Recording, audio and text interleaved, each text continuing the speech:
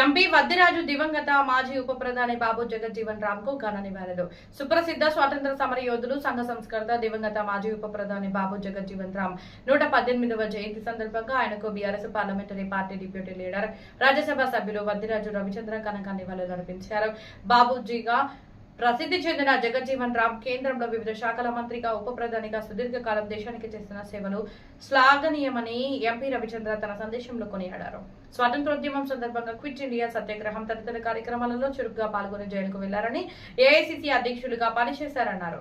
జగజ్జీవన్ రామ్ 1936లో బీహార్ అసెంబ్లీకి ఎన్నికయ్యారని, 1946లో జవహర్ లాల్ నెహ్రూ తాత్కాలిక ప్రభుత్వంలో అతి పిన్న వయసులోనే కేంద్ర మంత్రిగా నియమితులయ్యారని చెప్పారు.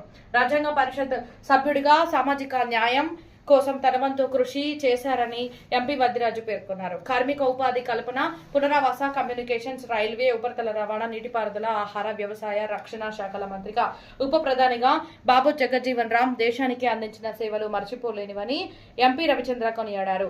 ఆ దివంగత నాయకుని జయంతిని సమానత్వ దినోత్సవం తన్మయిగా ప్రతి ఏటా ఏప్రిల్ 5వ తేదీన దేశవ్యాప్తంగా జరుపుకుంటామని ఎంపీ వద్దిరాజు తెలిపారు.